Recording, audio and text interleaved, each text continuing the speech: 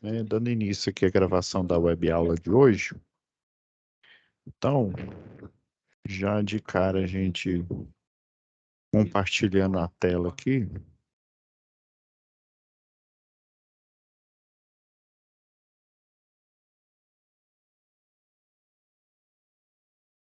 Lembrando aqui, pessoal, né? A gente já está aqui, ó, uma, duas, três, quatro. Já está na quinta aula aqui, né? A gente está na UC, né, no módulo específico 3, né? UC Instalações de Sistemas Elétricos de Potência. Eu vou continuar do ponto onde a gente parou. Parou nessa tela aqui. Eu tinha até esquecido de salvar, né? Que a partir do momento que eu inicio uma OC com uma turma, daí os slides, né? O que eu vou escrevendo, eu zero eles, né? E daí até para eu lembrar, né? O que que a gente falou na aula passada, o que que deixou de falar, tá bom? Então já vou iniciar aqui vou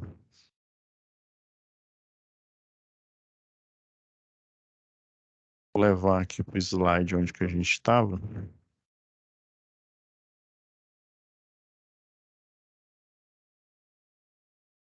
Então, pessoal,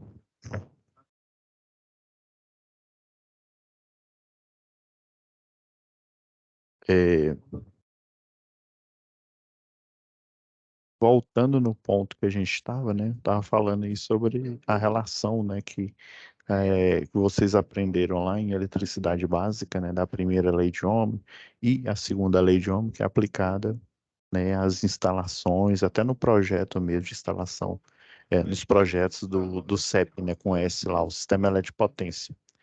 Então, esses princípios, eles são aplicados, né, lá em eletricidade, vocês aplicavam num circuito ali local, né, num equipamento, sei lá, um chuveiro, né, uma placa-mãe aí, por exemplo, né, então esses princípios, eles servem para o universo micro, ou seja, local ali, né, do equipamento que você tem, e servem também para o universo macro, né, ou seja, o sistema elétrico de potência, né. Então, assim, lembrando que e também essa UC aqui, ela é para quebrar um paradigma, né? Igual eu falei nas aulas anteriores aí, é para quebrar esse paradigma, né, de que né, a instituição ela é focada só na indústria, né? Só na parte industrial, comercial, né? Igual tá falando aqui, ó. Próximo slide aqui. Ela tem um foco apenas, né, no final aí no consumo, igual lá na NR10, né, que fala que é geração, transmissão, distribuição e consumo. Ou seja, que o foco é só no consumo, que é o residencial, o comercial e principalmente, né, o Senai é a indústria, né, a parte do industrial, né, um grande consumidor. Então, o eletrotécnico, o tecnólogo em eletrotécnica, o engenheiro eletricista, ele tem que ter essa visão sistêmica, ele precisa saber um pouco de cada parte do sistema. Ele pode até depois fazer uma especialização, né, e saber de uma parte específica, por exemplo, a indústria, né, maquinários, manutenção e afins, né? Porém, ele tem que ter um conhecimento, né, sistêmico ali, né? É igual lá, o médico ele não faz a primeira formação dele, é o clínico geral, né? Então, desde o eletricista, o eletrotécnico, o engenheiro eletricista, né? Eles são clínicos gerais, ou seja, eles sabem de tudo um pouco, de forma sistêmica, de forma genérica, e daí faz especialização, igual quando eu fiz engenharia elétrica, eu especializei em comunicações móveis, né, por satélite, comunicação, né, a parte celular, e sistemas de energia alternativo e sistema elétrico, né, o básico mesmo, a infraestrutura. Então, eu foquei nessas duas, porém, né, eu tenho um conhecimento, né, até mesmo porque eu desde, né, do estágio, eu já trabalhava com projetos e basicamente projeto da indústria e depois projeto CEP, né?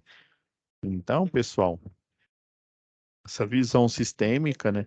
Eu falei o porquê, né, que todo o sistema elétrico de potência ele é modelado, baseado aí na segunda lei de Ohm, né? Se a gente for pensar nos equipamentos, até eu falei, né?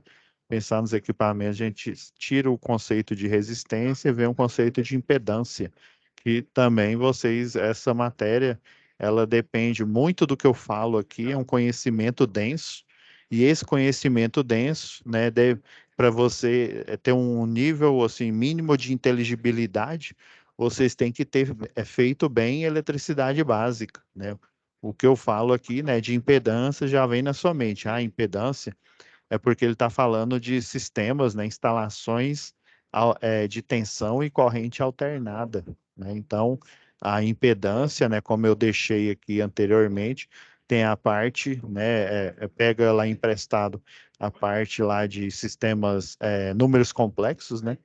Então, a parte real seria a parte resistiva, equipamentos dedicados a basicamente ao aquecimento, ou seja, eles aproveitam da fragilidade do sistema, né, um sistema elétrico aí, qual que é a maior fragilidade dele? É o efeito Joule, é o sobreaquecimento, né, em função de um nível alto de tensão, principalmente uma queda de tensão. Quando eu falo queda, eu falo de diminuição. Quando eu falo de diminuição, né, o objetivo de um sistema elétrico, seja ele no sistema macro, como o sistema elétrico como um todo, ou no sistema micro, né, um equipamento, o objetivo é você pegar a energia da fonte e transformar, né, conduzir ela ao equipamento, ao processador, ao chuveiro, né, ao motor elétrico, a todas as cargas, né? Então, essa queda de tensão,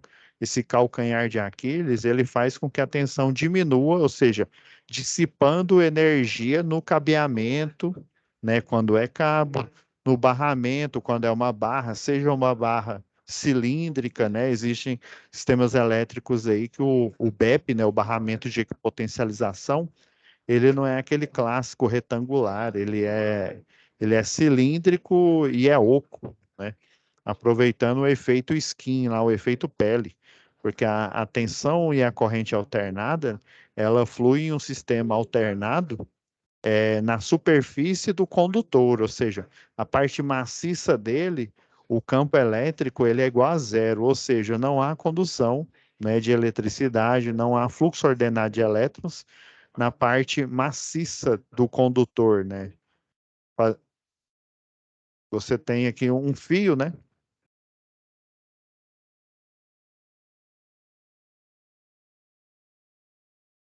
Você tem aqui a área da seção transversal de um fio, né? Basicamente é uma circunferência, né? Então, essa circunferência aqui, num condutor clássico, esse condutor ele é maciço.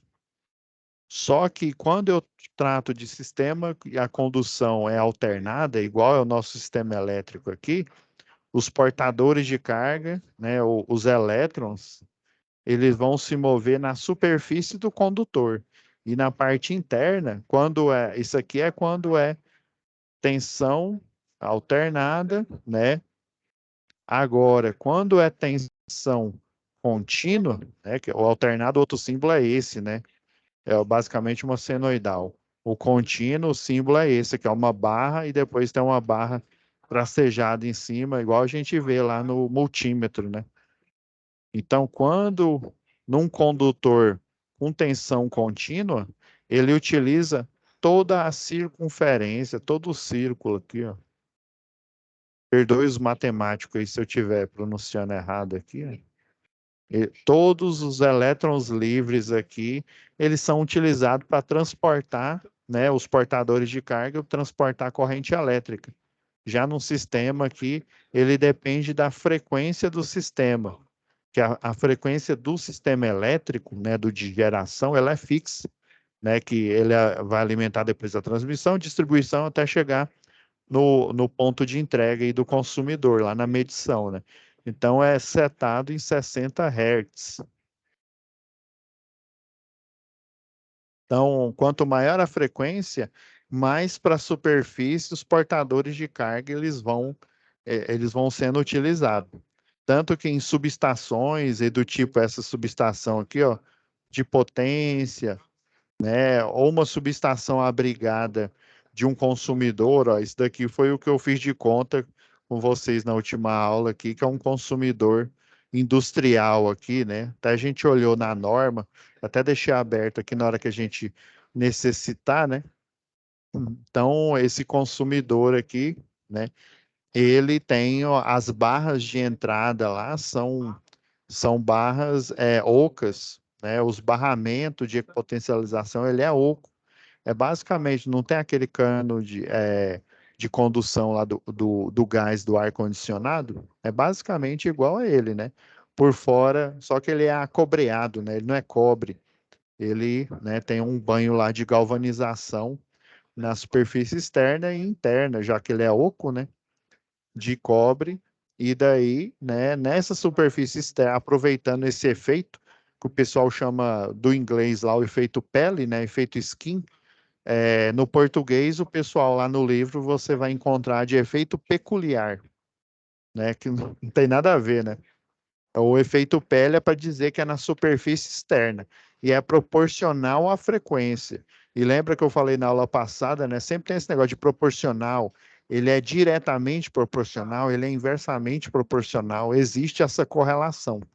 Então, aproveitando, né, as barras circulares, existe um sistema. Eu vou mostrar para vocês de um livro que eu tenho aqui na parte aí de instalações, né, do CEP. Existe um sistema que ele é revestido por é um encanamento, né? E aí eles pressurizam o hexafluoreto de enxofre, né? O CF6. É justamente para evitar o quê? Imagina uma barra de 230 kV, né? É uma potência extrema, uma potência aí muito alta, né? Uma tensão, desculpa, né? Uma tensão alta que se for aterrada, vai gerar o quê? Uma corrente de curto-circuito, né? E é um nível alto aí, o raio de ação aí da influência eletromagnética é muito grande, né? Então ela é revestida por um encanamento e é pressurizado o SF6, lá, o hexafluoreto de enxofre, que ele vai ajudar, né, na concentração e aumentando a rigidez dielétrica, ou seja, aumentando a isolação em volta dessa barra, né? Essas barras geralmente elas ficam no solo, dentro da subestação, né? Então, ficando, como se diz, numa altura muito baixa ali no solo, ela tem que ser protegida, né? E vai servir não só de gaiola de Faraday, mas vai servir também você pressurizando o hexafluoreto de enxofre para evitar que o potencial elétrico, né, induza tensão e, consequentemente, corrente de curto-circuito nas estruturas ao redor dela, dentro da subestação.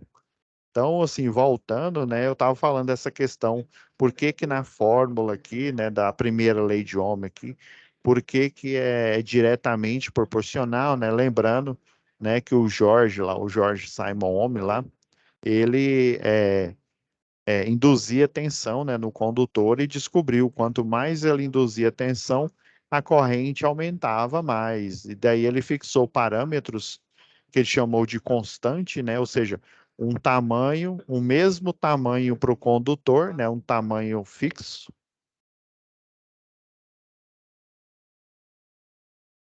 e uma mesma área da seção transversal. Com esse tamanho CTE, né, ou seja, constante, com esse tamanho, né, e essa seção, né, essa bitola constante, ele procedeu com a aplicação de diferença de potencial e descobriu, né, que aí ele pegou do cobre, alumínio, os metais, né, que são basicamente os condutores, né, que eles conduzem eletricidade na camada de valência, né, ou todos os metais têm essa característica especial, né? Então, com esse cetano aqui, ele descobriu que ele aumentava, né? A tensão aumentava, a corrente também aumentava, né? Até eu brinquei, né? Esse é o comportamento Maria vai com as outras lá no boteco. Aqui na física, é o comportamento diretamente proporcional. E aí, né, fechando o gancho aí para a gente dar continuidade na aula de hoje, né? Esse diretamente proporcional, eu expresso ele, né? Igual eu fiz o exemplo aqui, né? 4 dividido por 2 igual a 2, né? E eu aumentei o numerador, automaticamente o denominador ele tem que aumentar para continuar, né, constante, né? Dentro lá dos ensinamentos lá do um dos pais da matemática, o Euclides, né? A gente tem que manter essa equação constante, né? Fazendo isso matematicamente, eu estou representando, né? Se eu manter constante, então, eu vou conseguir fazer uma simulação, uma previsão, né, do que vai acontecer se eu aplicar em um determinado material, cobre, alumínio com alma de aço, que é basicamente os materiais que a gente tem que a gente tem no sistema elétrico de potência, né? Eu vou conseguir fazer uma simulação a nível de projeto. O que que é o projeto? É um desenho, né? É um desenho, seja de linha de transmissão, seja de linha de distribuição, e este desenho, ele é acompanhado de um cálculo, e esse cálculo é a simulação. Então, essa simulação é baseada nesses princípios. Eu pego as variáveis, bitola, resistência elétrica, comprimento, né? Ou outra variável que eu esteja analisando a potência, né? Aí quando eu falo de potência em um sistema elétrico de potência, eu já penso em tensão alternada, aí a potência, né, elétrica,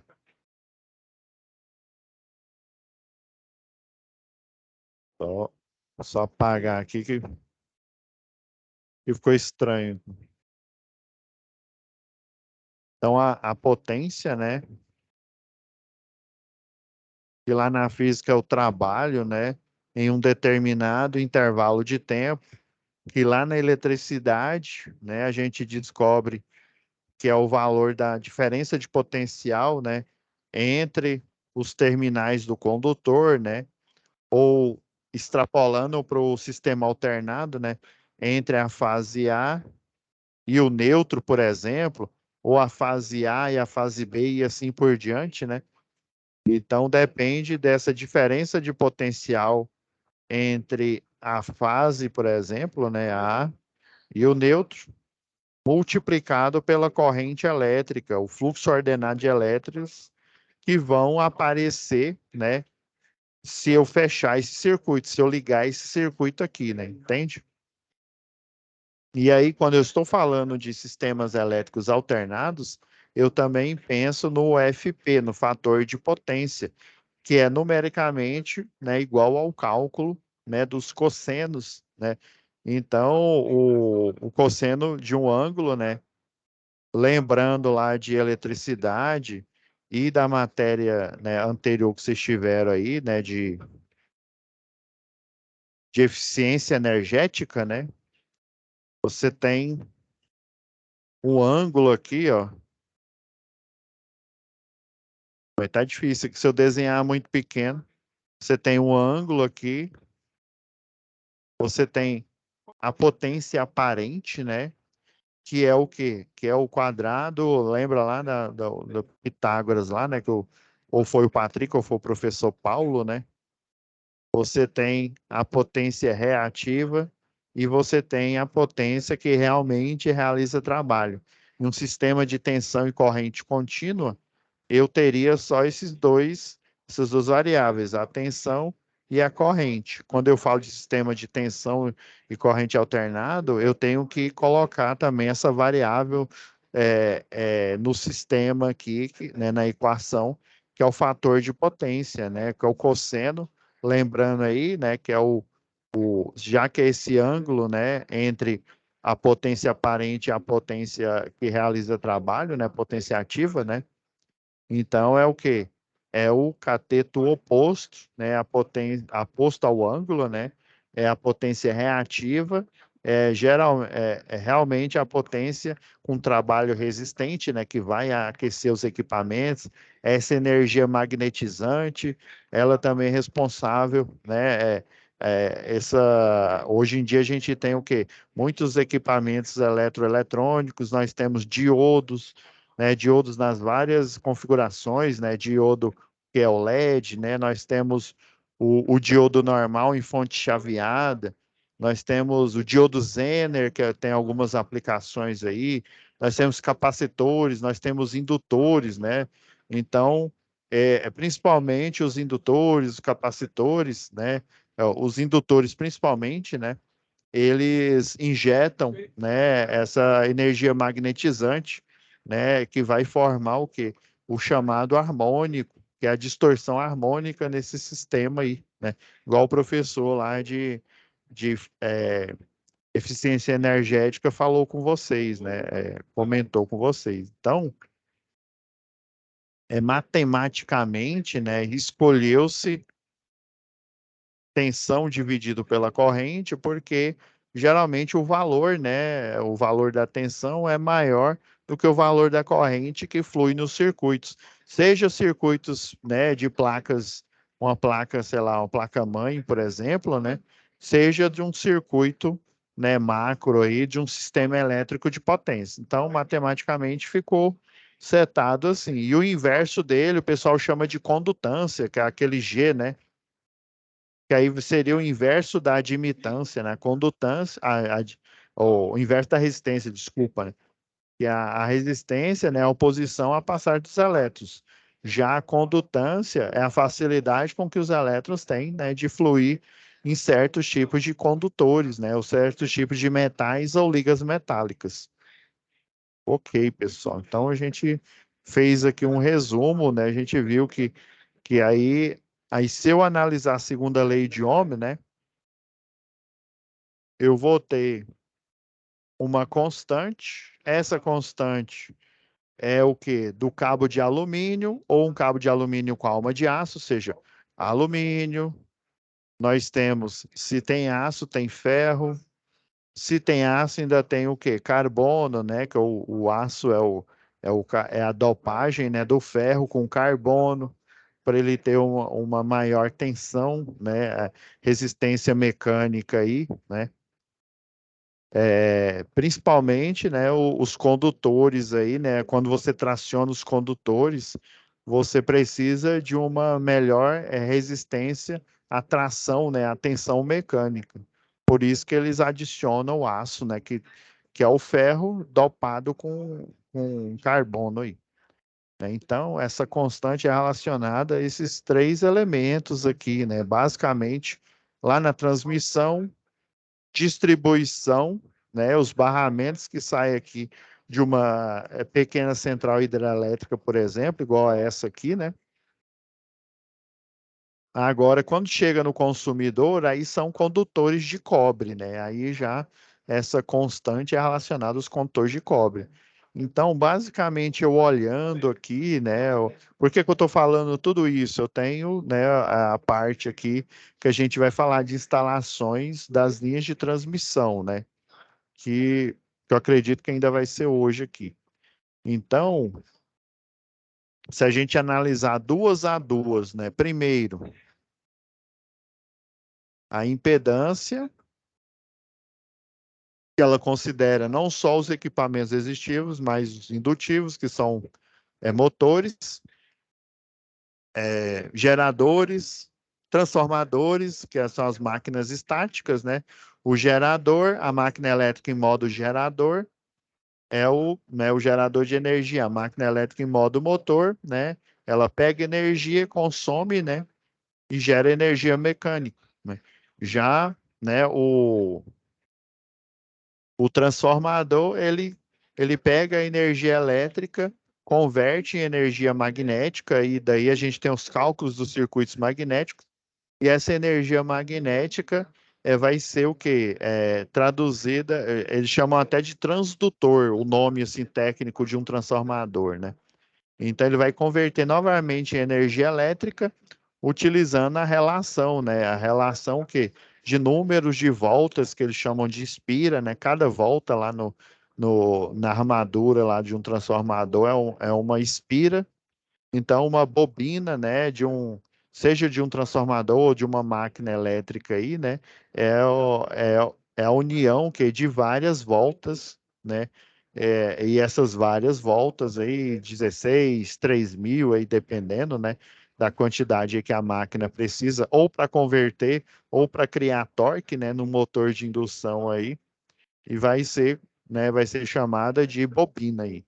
Então, se você analisar o comprimento com a impedância num primeiro momento.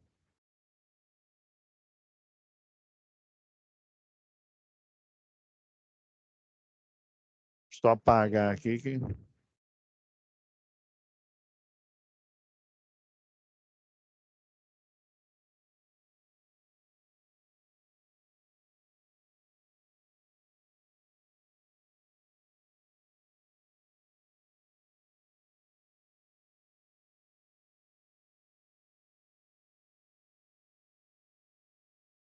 Sempre a gente faz duas análises, né?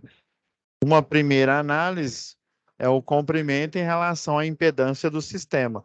Quanto maior, né? Eu vou até mudar a cor aqui, deixa eu ver se tem como na apresentação. Na apresentação em si não tem como mudar aqui, não. Então vamos fazer o seguinte. Deixa eu aqui pro.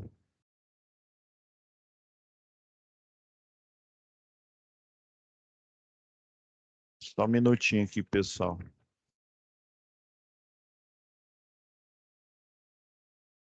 Espera aí só um pouquinho aqui, galera.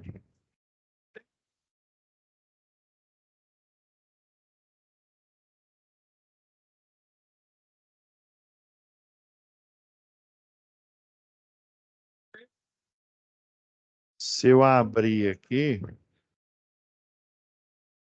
vou manter, senão vou apagar de novo aqui.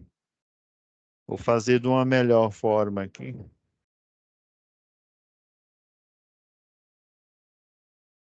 Um minuto aqui, galera.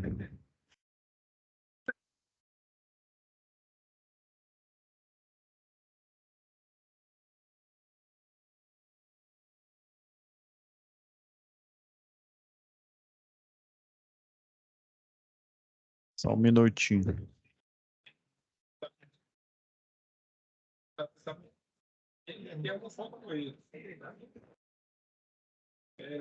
Então, a energia chegará a boca. Nessa, sim, ela estará fechada. Aí, isso é chamado de retenção. Mas tem um problema desse sistema. Não tem botão desliga. Um minuto aqui, galera.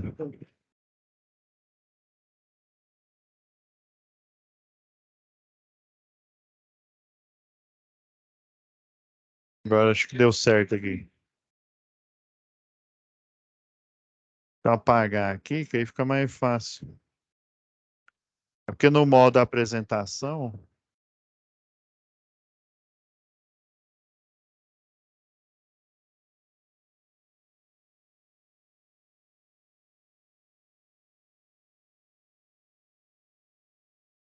se num primeiro momento aqui, deixa eu até diminuir aqui a pena,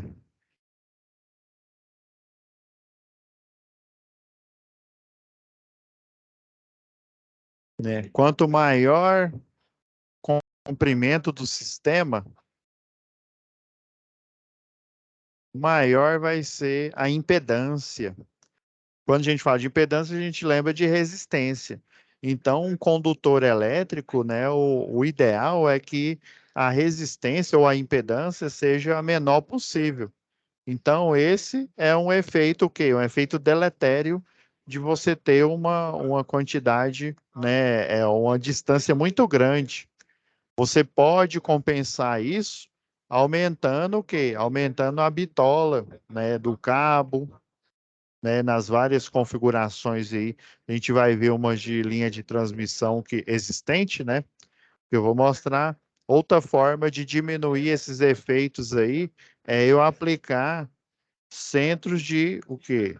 De elevação na forma de subestação de energia, em que eu vou o quê? Elevar esse nível de tensão que foi o quê?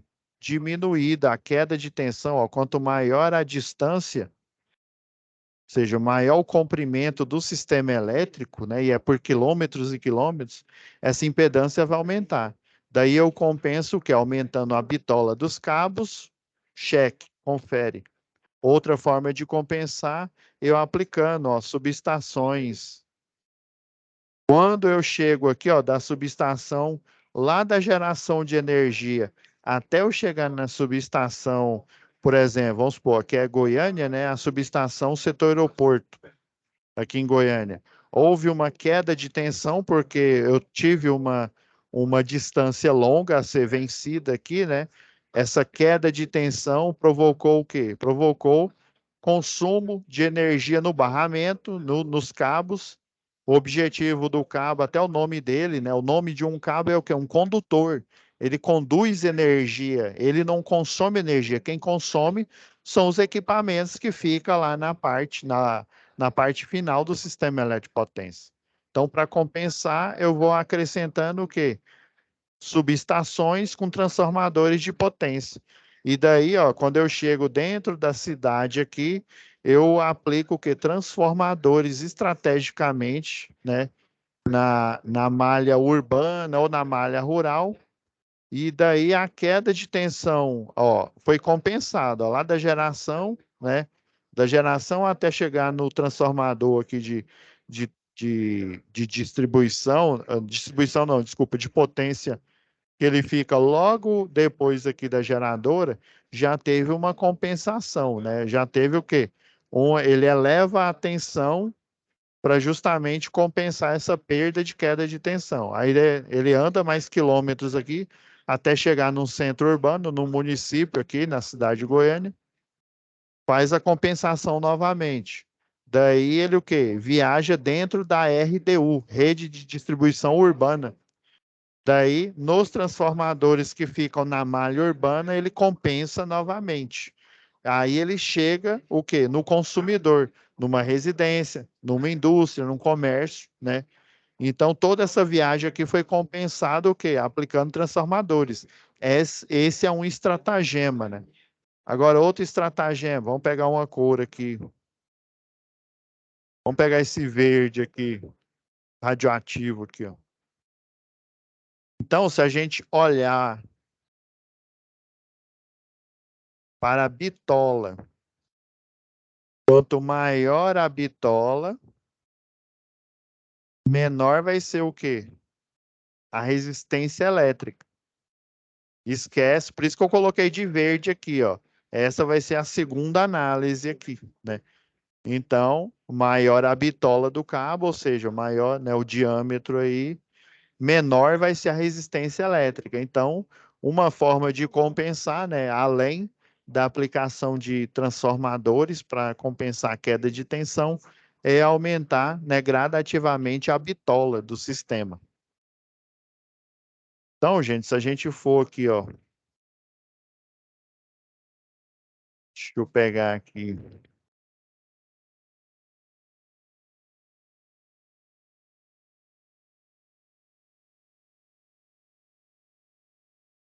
Vamos para o próximo aqui, ó, né?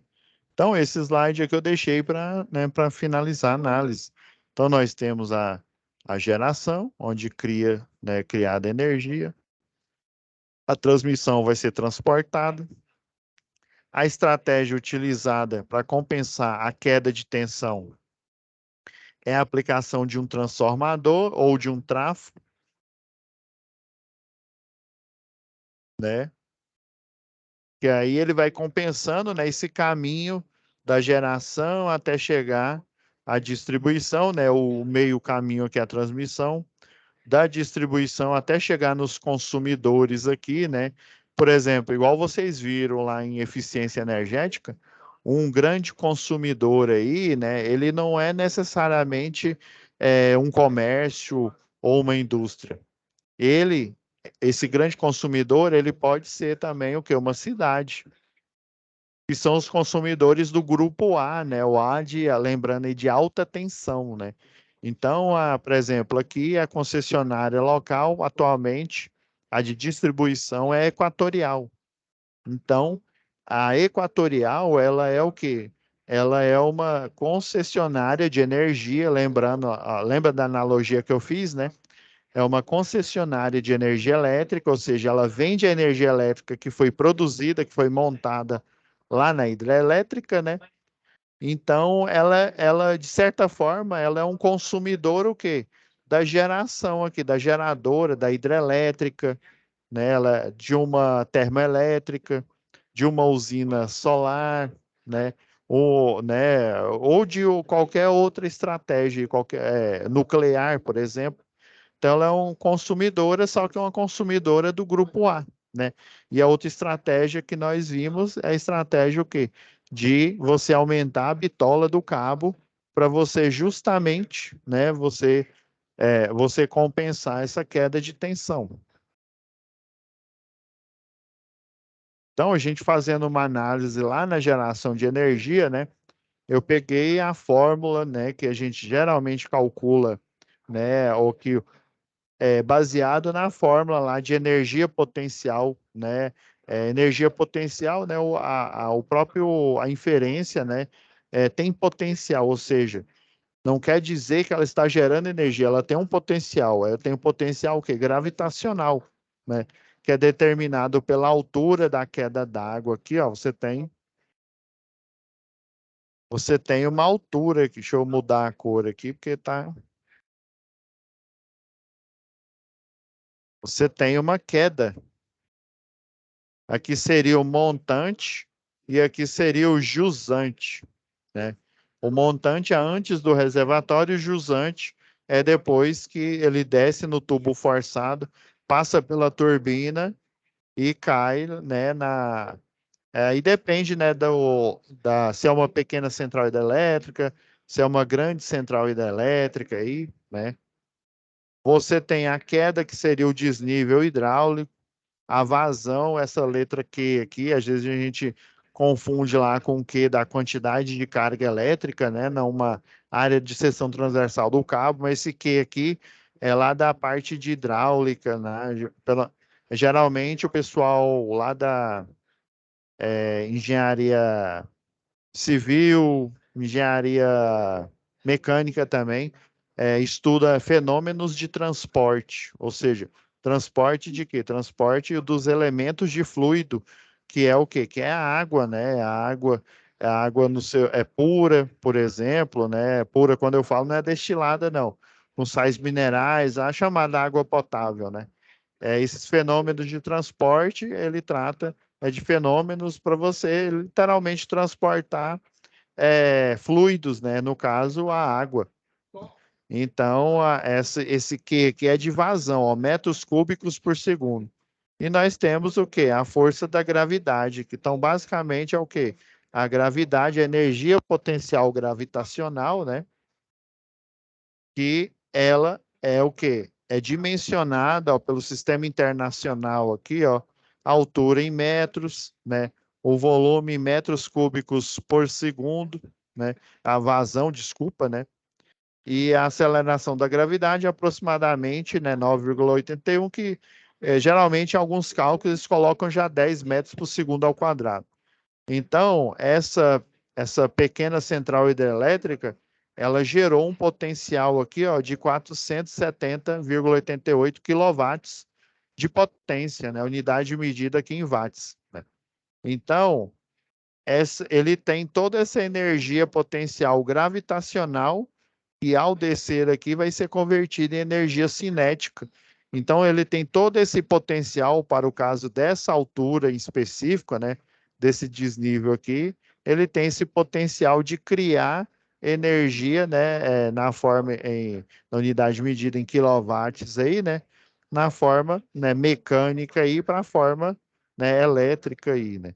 Então toda eu não digo central hidrelétrica, mas todo, por exemplo, fotovoltaica, eólica, você faz esse cálculo aqui. Você pega a energia potencial gravitacional e você considera que toda essa energia que foi criada, né, por esse potencial, por essa queda aqui, ela, né, você tem uma utilização, né, de 85%, né? Então, toda essa energia aqui, ela não vai ser utilizada para realizar trabalho. Vai haver o que? Perda. Perda por atrito aqui, justamente lá nos fenômenos de transporte, o pessoal, né, você tem um atrito aqui do fluido na superfície aqui, né, aí dependendo até do tipo de superfície, das microporosidades que existem aqui, que causam turbulência, né, tem tubos, aí você faz o estudo lá, né, nos fenômenos de transporte, existem tubos, né, no caso, quando você faz engenharia elétrica, você tem só uma introdução, vamos dizer assim, você não adentra muito essa teoria, né, mas o pouco que a gente estuda lá, né, para compreender que até o quê? Até a superfície do tubo onde está sendo transportado essa energia, ela influi, né? Dependendo se esse tubo ele tiver rugosidades, ele vai gerar turbulência, né? Então, um tubo, se ele tiver a superfície lisa, escovada, né? Lógico que toda a superfície ela não é 100% lisa, né? Se ela fosse 100% lisa, quando eu falo lisa, é livre de atrito, né? Você teria o quê? Você teria uma maior energia potencial gravitacional, você não teria perda, né? Então, essas perdas, essas micro porosidades ou até porosidades colocadas de propósito, né? Dependendo do tipo de aferição que você precisa fazer, né? Mas assim, essas rugosidades, essas imperfeições, elas causam que perda de energia mecânica, né? Então, sabiamente, o que que o pessoal, os projetistas fazem, né? O pessoal lá da Civil.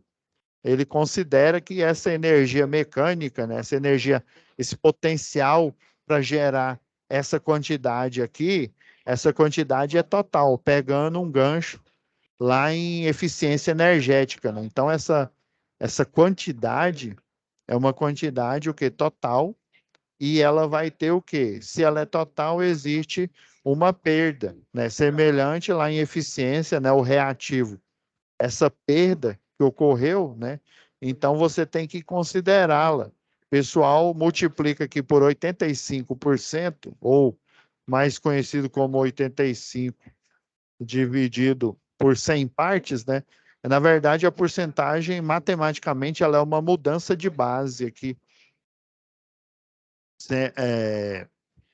Vai dar, se não me falha a memória, que há duas casas aqui, né? Que aí vai ser a mesma coisa que 10 vezes por 100, dividir por 100, é a mesma coisa que dividir por 10 ao quadrado, né? Que é a mesma coisa que multiplicar por 10 elevado a menos 1, que aí vai dar o quê? 0,85. Então, quando você multiplica por 0,85, tá vendo? Ó, aqui teve o quê? A energia real aqui, né? O que seria o equivalente elétrico aqui, né? Essa daqui seria o real. A aparente, que muitos livros chamam esse S aqui, né? Seria essa daqui, ó. Seria a total, o 470, né? E o reativo, ou seja, o que perdeu energia, lógico que aqui não é reativo, porque a gente está falando em questões de energia mecânica, né? Conservação, né? Os fenômenos lá de conservação de energia mecânica. Então, ele quer dizer que 85% foi utilizado para realizar trabalho, dos 100%. Quer dizer, vão ser utilizados, né, porque energia potencial, né, desculpa, fosse energia cinética, né, aí depende da massa que o fluido, né, a água tem, né, a quantidade de matéria, né, de fluido, aí esse fluido, ele tem uma densidade, né, essa densidade infere um volume, você tem uma viscosidade, então, ó, é, é 15%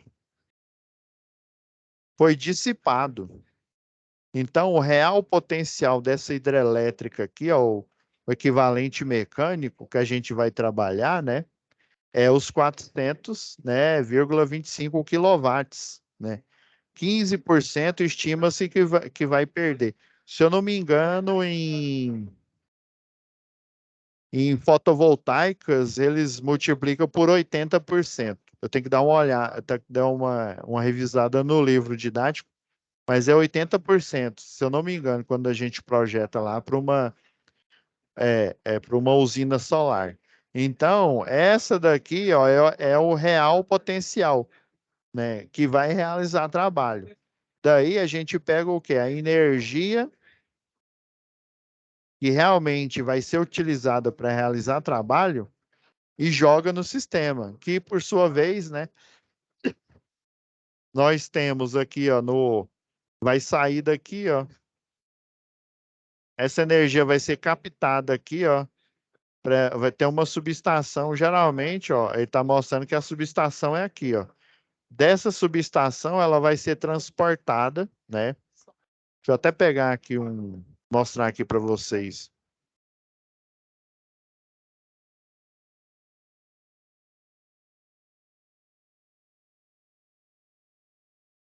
Deixa eu procurar aqui rapidão.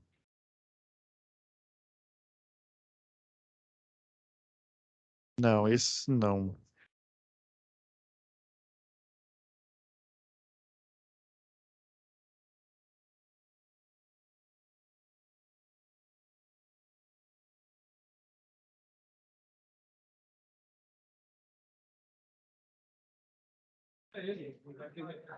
Ele volta a funcionar. E aí ele regula. Abrindo aqui, galera. One minute. A criação do. Bom, vira aqui, né?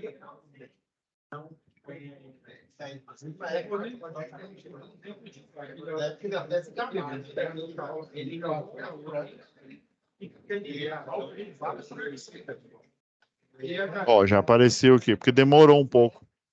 Os arquivos aqui são pesados. Esse daqui, pessoal, é um projeto aqui de uma hidrelétrica, de uma PCH.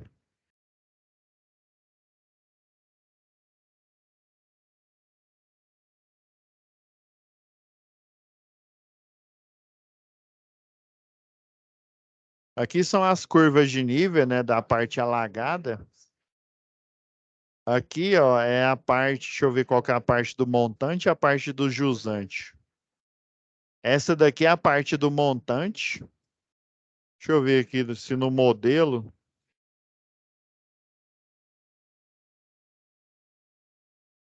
Isso aqui é a parte do montante aqui. Deixa eu pegar no projeto aqui, que aí fica melhor aqui, ó. Essa, deixa eu aumentar aqui, que aí fica melhor. Essa é a parte do montante. Essa aqui que o mouse está passando. Essa aqui é a do jusante. Ó, essa linha azul que quase não dá para ver aqui. Deixa eu fazer aqui um ajuste aqui.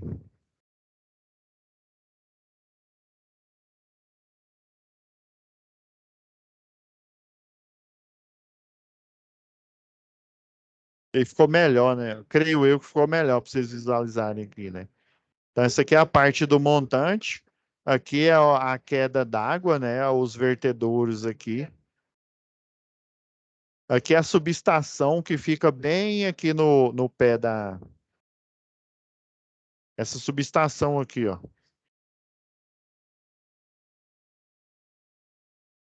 E aqui, ó, são as linhas de transmissão, ó.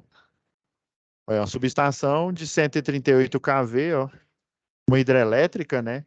Aí ela passa por essa subestação de 138. Ó, é a UHE São Salvador. Isso aqui na época que eu trabalhei para o Odebrecht aqui, ó. Aí, ó, você tem aqui a subestação. Tá vendo a linha de transmissão aqui, ó? Aí vem para essa subestação de 230. Então, ele saiu aqui, ó, pegou lá da turbina, né? Ele pegou 138 kV, já chegou aqui elevou para 230 kV.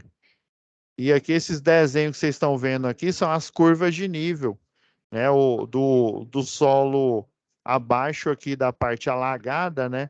Você tem essas linhas aqui, às vezes ele está no nível, né, ali da parte ali debaixo das águas ali, né? Às vezes ele está, vamos supor que essa linha aqui, lá no projeto de curva de nível, ele está, sei lá, cada linha aqui, ó, vamos pegar um mais complexo aqui, ó. Tá vendo aqui, ó? Aí, vamos supor que ele tá lá, o nível zero, vamos supor que é aqui, ó, nessa linha. Aí ele já vai estar, né, sei lá, 2,85 metros do nível zero. Aí depois 2,90, 2,95, 3 metros e por aí vai, né? Aí depende se é em metros. Geralmente o pessoal coloca em metros aqui. Então, essas curvas de nível é para mostrar, se a gente colocar esse desenho em 3D, ele vai ser o quê? Tipo, como se fosse uma montanha mesmo. Então, você tem essa parte alagada aqui, a parte do montante, onde a água é o reservatório propriamente dito, e a parte do jusante, que a água vai descer aqui, e a subestação, né? Ele já converte deixa eu ver se fala que a energia da turbina, que eu não me lembro de cabeça.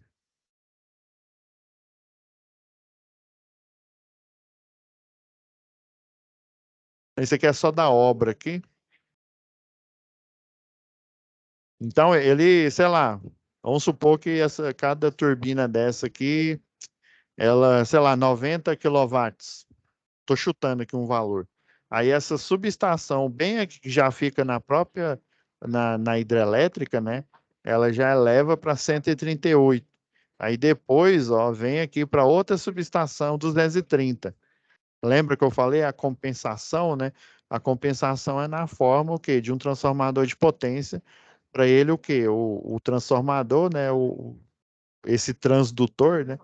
Ele faz o quê? Ou a elevação ou a diminuição do nível de tensão. Nesse caso, a estratégia é a elevação, né? Igual a gente viu lá na fórmula lá, né? Quanto mais distante eu tô, né, da onde eu criei a energia, né, lá da hidrelétrica, do ponto de criação da energia, maior vai ser a resistência ou a impedância, né? Se a gente considerar todo tipo de equipamentos resistivos, indutivos e capacitivos, né?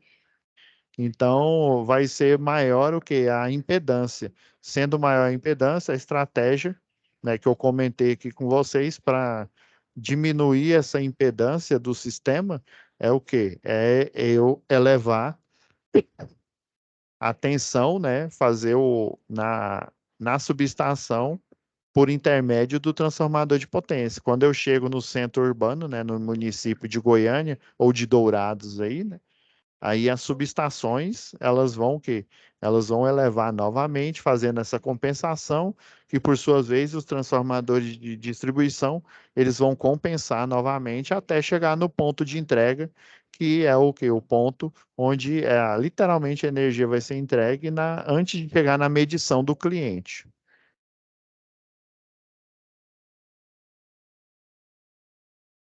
Beleza, pessoal? Então aqui, ó, já para a gente fechar aqui. Então lembrando, ó, sempre pessoal, né? Eles fazem essa compensação, né? Energia potencial hidráulica. Você considera que houve uma queda de 15% aí, né? Ou seja, por atrito, né? Essa perda de energia.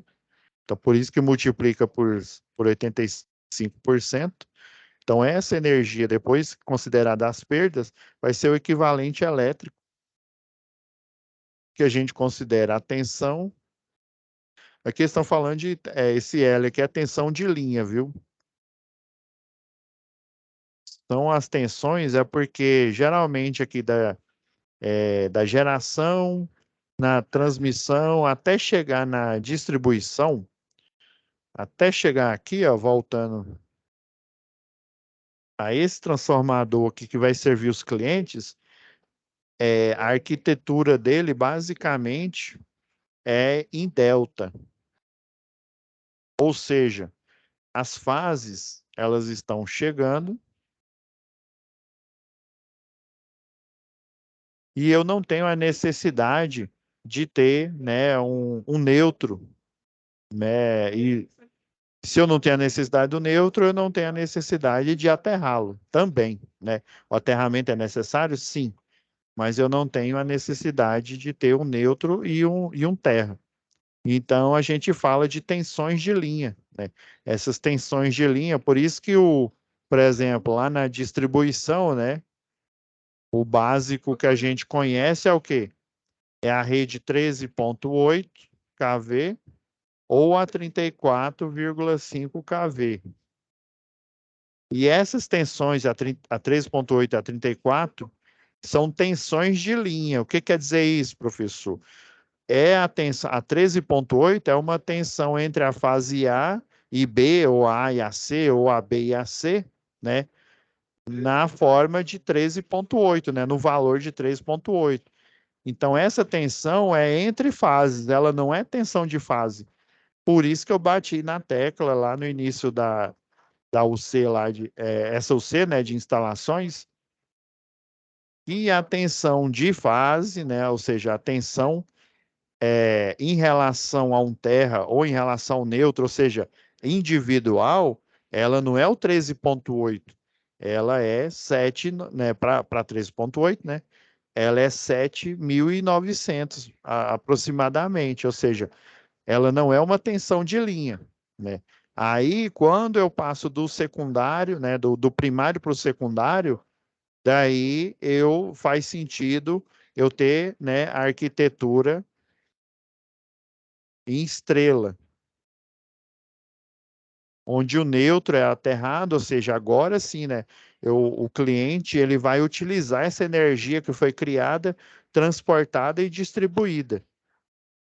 Aí já tem a fase A, B e C, no nível de tensão que os equipamentos funcionem, né, não queimem, né, ou 127 volts, ou 110, ou 220 volts, ou sei lá, 137. A ampla, na época, eu acho que a ampla hoje em dia, é ali do Rio de Janeiro, se não me falha a memória, ela é da Enel. E lá tem na parte região serrana, a tensão lá de fase, né, lá na parte do secundário, na baixa tensão, ela é 137 volts. É um padrão específico, muito específico deles lá. Então, ó, essa VL é tensão de linha. É a tensão entre A e B, né? Ou seja, entre duas fases, né? No primário, né? Seja no primário do transformador, entre o transformador de potência de uma subestação, né? De uma região, de um centro urbano, né? Do município. É o primário dele e não, o secundário dele e o primário do transformador de distribuição. Lembra que eu falei que chega no primário desse 230 e no secundário dele sai 13.8. Aí do secundário dele vai para o primário do transformador de distribuição que fica, né, alimentando a malha urbana aí. Eu tirei aqui do slide, foi mal. Então é o 13.8 kV. Então VL é tensão de linha. E o cosseno, né, como vocês estudaram bastante aí com o Paulo, com o professor Patrick, é o que? É o fator de potência. Eu já revisei agora há pouco aí. Então, pessoal, no próximo aula a gente já inicia aqui, ó, analisando um pouco mais aqui da geração, né? E aí a gente dando andamento no nosso UC, tá ok? Provavelmente já no próximo a gente vai falar da arquitetura das linhas de transmissão, né? E daí eu ainda estou devendo para vocês uns 2 vídeos. Aí nesses 2 vídeos eu vou tratar dos exercícios, né? Você tem 3 exercícios. Aqui, ó, voltando ao C de vocês aqui, ó. Vocês têm 3 exercícios teóricos, né? Atividade 1 aqui, ó, SAP 1, atividade 1, SAP 2, atividade 2, SAP 2. E mais o quê? Mais 2 exercícios que no total, ó, vai dar o quê? 5 exercícios, né? 2 que na forma de fórum. esse primeiro é comentário e esse segundo é você fazer uma mini apresentação, né, no tocante à geração de energia, né? Você vai escolher aí. Mas aí eu tô devendo esses 2 vídeos aí para você, eu vou fazer para não atrapalhar as próximas 2 aulas que nós teremos, tá ok? Então tá, pessoal, eu vou finalizando a aula por aqui, parando aqui o compartilhamento. Fiquem com Deus, né? Não esqueçam, façam aí a tarefa de vocês, né? Não deixe para depois, porque senão vai ficar difícil. Imagina, tem cinco exercícios para você fazer só nessa UC, né? Então, entregue o quanto antes, tá ok? Fiquem com Deus e até a nossa próxima web aula.